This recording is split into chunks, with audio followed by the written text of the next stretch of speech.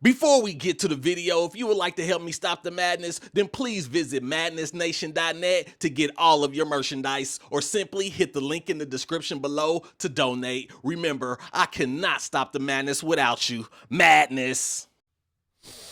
If you'd like to join me on my quest to stop the madness, then please make sure you subscribe, hit that notification bell, like, comment, and share this video, cause we got some things to talk about. And no, we gonna talk about it. Now, if you seen my last video that I did on Casanova, then you know Casanova had to turn himself in. You know, he got caught up in a RICO charge where him and the untouchable Gorilla Stone Nation was charged with racketeering, murder, narcotics, firearms, and fraud offenses. So they allegedly was doing all these things. And since he turned himself in, his wife, Swaggy Jazzy, which is the lady you see here in the picture, she has some things to say about his friends. And cause she's not too happy with the way things been going since he turned himself in. She made a post that said, "I never seen so many fake friends in my life. When everything good, it's a million people calling. Soon as go left, the phone stopped ringing. Where everybody at that was screaming 2X, LOL." Now, this is one of the many realities of what happens when you get locked up. You know, you may have a gang of friends, and you know, you may have a gang of friends calling and everything like that. And the second you get locked up, all your friends will dwindle. I promise you now, if you out there and you doing dirt and you ain't locked up yet, if you ever get locked up, trust me, you're going to see all those friends dwindle down, and nobody's going to call you, and nobody's going to write you while you sitting in that cold cell. Especially when you get to about year 3, most people tolerance level is probably about 2 years. Most won't make that, but that barrier, 2 years. Once you get to that 3rd, 4th, 5th, 6th year, it's a wrap. Ain't nobody calling you. Ain't nobody writing you, except for maybe your father, your mama, your sister, maybe.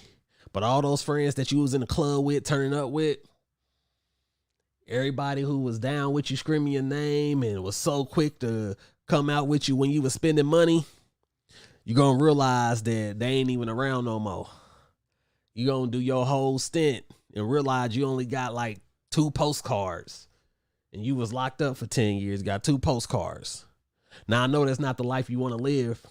But in this case, though, this is kind of this is a different type of situation. Casanova was charged with RICO.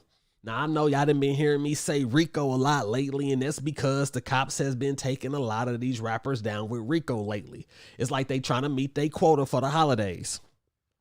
But when you involved with a RICO case, you really don't want to call, because at that point, it's all about proving you are part of this criminal organization and proving you are associated with this criminal organization. And when you're facing charges like that, a person's not going to want to call you and talk to you. A person's not going to want to check in. They want to check in on you, but they don't want to, call and then have the police or the feds listen on the phone and say, who's this guy? And then they start looking into them because of the severity of the charges that Casanova got. We all know that Casanova is facing, I believe, a minimum of 15 years. A minimum of 15 years.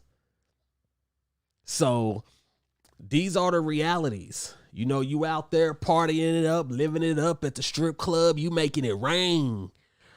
All the women know your name. And then you get locked up and they forget about you and life goes on. And then you got to face the hard reality that you're going to be in there doing that time by yourself. By yourself. No visits. No cards. No letters. So is it worth it? Was that worth it? Because once you get in there, you be like, dang, man, I'm in here for 15 years. If convicted, my woman's out there on the outside getting smashed by somebody else. And let me tell you something. A lot of you fellas, you got your woman out here who don't mind you doing all this illegal stuff as long as you're buying her something, as long as you're doing something for her, she actually encourages it. Now ask yourself this. Do you really think that she's going to be loyal and faithful to you for 15 years? Do you think ain't nobody else going to be hitting that for 15 years? You think she's going to be like, hey, my man's in jail. My man's in prison right now. I'm going to hold it down for him. I'm going to tell you something. 99.9%. I ain't going to say 100, but 99.9% ain't about to do that. Ain't about to hold you down for those 15 years where they're not talking to nobody else. So now you're in prison. You done lost your friends. You done lost your money. You done lost your woman. And you ain't got nothing. And then, of course, they're going to try to mentally break you. And that's enough to mentally break anybody. Just make sure that you're making these better decisions so you can try your best to stay out of this and try your best not to get caught up in this. If you know somebody that's doing something, you may not want to stay too close to them because you don't know how big they doing it. And if they doing it big enough to where the feds is watching them and you're around them too much, then the feds is going to say you part of that criminal organization as well. Remember, make the better choices. May be too late for them. May not be too late for you. Like always, if you have a story that contains madness and you would like for me to do it, please leave it in the comments. Once again, please do not forget to subscribe, hit that notification bell, like, comment, and share this video. If you want to join me on my quest to stop the madness, because the madness is infectious. The madness is contagious. And remember, we must stop the madness